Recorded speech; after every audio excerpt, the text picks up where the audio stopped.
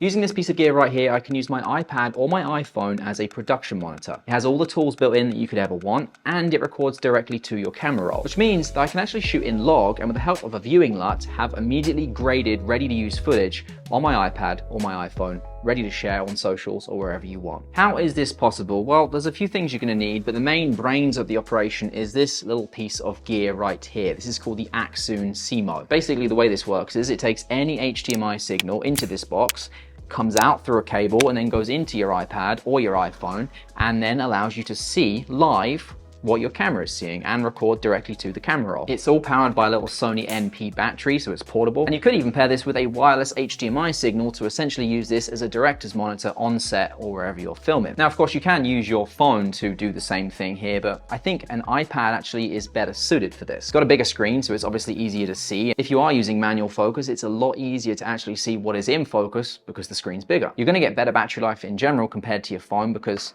this has a bigger battery than that does. iPad screens and iPhone screens in general are very color accurate. And with an iPad, you can multitask using this app, so have another app open at the same time, and it does work completely fine. Now, any iPad that runs their app will work fine. I've obviously used it with the 12.9-inch Pro here, but it also works with the Mini as well. I'd say the Mini is a safer bet for more run and gun style stuff, but there's something about using the big one there that is really, really nice. Probably more so for a stationary shot or if you're on a tripod, but it does work really well with both. I'm not gonna get into the details of this app and everything that it can do, just know it has all of the video tools in there you could possibly want. Philip Bloom has a tremendous video on this app in detail. Go watch his video, I'll link it down below. But what I will show you is how quickly and easily we can get video from my camera here directly, like recorded, and then directly into the camera roll. See the red button there, the record button? Tap that. Little shot.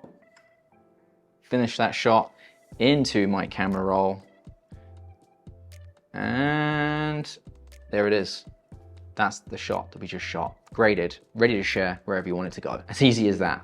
We can then just jump back into the app and it's live again, ready to use if you wanted to shoot more. Now this will only shoot up to 1080p 60. It will take your 4K signal, which it is doing right now from my camera via the nice little undone cables there. Thank you, Gerald. It will transfer into a 1080p up to 60 frames per second video for you. Now that is more than enough for any social platform that you're sharing on. If you shoot 4K, it's gonna compress it down, especially for things like Reels, Shorts, TikTok. So 1080p is more than enough. Now, obviously, if you wanna upload a video in 4K, a longer video that's going on YouTube or something like that, you're probably gonna be editing it anyway.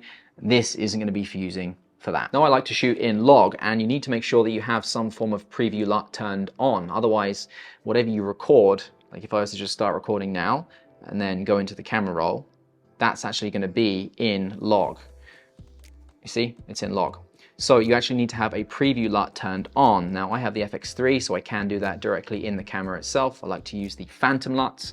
Fantastic for quick grading like this. Literally one click, you get a good looking image. You'd probably do more in post if you wanted to, but for easy on-the-go sharing, Phantom LUTs, there's a 15% discount down below if you want to try those out. So if you have an FX3 or an FX30 or a camera that allows you to load a LUT directly into the camera and then preview it, I'd highly recommend doing it that way.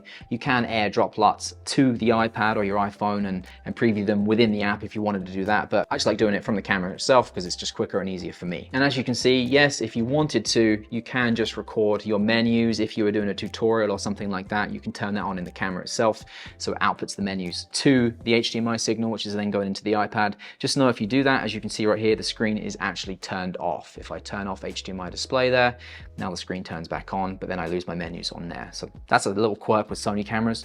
Please fix that, Sony. So to mount an iPad, especially a 12.9-inch iPad on here, you've got to find something that is going to be strong and supports a massive screen like this. Now I tried lots of different things and I do truly believe this is the best setup out there. There is a ton of iPad mounts out there you can buy and a lot of them are pretty janky if I'm honest. This wasn't the cheapest one in the world. I believe it was around $50 US, and this one's actually made by Ulanzi, who make that tripod that everyone talks about and I love as well. So it's actually designed by a company that makes photo and video gear. And there's something else on top of that that makes it a really good little system for this to hold the iPad, and that is the fact that on the bottom there, that is actually Arca Swiss. So if you wanted to mount it to said Ulanzi tripod, you could do so without having to attach anything else to the bottom. Now I actually have attached the Axoon battery plate here with 3M tape to the back of the iPad mount right here, but that little whole bit right down there, that is actually Arca Swiss as well. So you could mount more things to the back of it if you wanted to and you didn't have that attached like that. When you buy it, it does come with this little mount here, which clips into the back of that, and then you could mount an iPhone in here, but I don't love this. It's kind of plasticky if I'm honest, so that's why I took it off, much like Philip Bloom did. On the top of this Ulanzi mount, there's actually a little cold shoe there as well, so you can mount something to the top of that if you wanted to. Now, you can see it does actually take an iPad Pro 12.9 inch. It obviously takes an iPad mini as well. It doesn't go small enough to take an iPhone horizontally, but it will take it vertically if you want it to. The other nice thing is as well, this little bit on the top here unscrews. So it really is firm in there, and then you can just take the iPad out. You'll see that these little bits here are all rubberized. So anything that's actually touching the iPad itself, screw that back in there, get it as tight as I want it to be. Anything that's touching the iPad itself isn't going to get scratched and potentially damage the iPad. Now, in terms of a phone mount, you can use whatever you want, like the one that came with this little Axoon Simo, but I do like the Moment one here because it is mag safe. So you can just literally tap your phone on and it's connected and ready to go. There's also a couple of cold shoe mounts on there, bunch of 1/4 inch 20s. Now for the monitor mount, you're going to want to use something that is big and can support this whole setup right here. As you can see here, there's no issues with that moving around or anything like that. If it did start to get loose, you can just tighten the little Allen bolts right there, and that will fix that, and it won't move around. Now you can still angle it if you wanted to. It's very, very tight, which is kind of how I like it on there. So it's not going to start to flex on you, but that one works really well from small rig, and the reason I actually opted for that is because it's strong, it can support it, it can be tightened up, but also because it goes directly into the small rig cage and screws in, and it has RE locating pins, which means it's not going to potentially come loose over time. I also like that this little bit that actually attaches to the Ulanzi iPod mount screws in via twisting right here, like this. So then I can just take that directly off, and as I said, Arca Swiss on the bottom there. So you're not actually having to spin things round to attach it. It's just a case of screwing that in, and try and do it at an angle here so you can see. And then it is attached. Just easier and works really well. Like so. If you want anything that I've talked about today, I will list all those parts down below. This is durable enough, heavy duty enough, as it's made of metal, that I'd have zero complaints about using this in a professional scenario should you want to. So if you're looking for like the best setup that's out there and you want to use this in a professional environment, get that stuff. It's all listed below for you. The biggest downside to this setup right now, using an iPad, iPhone, mini iPad, whatever you want to use, is that it does not charge. Even though there's a cable plugged in and it comes with a couple of cables. Where's the other one? It comes with 2 cables in the box. One is C to C, so on the back right here, C comes out for the video. The HDMI signal out is via USB-C, goes into the iPad because that is USB-C, but it also comes with a USB-C to Lightning adapter.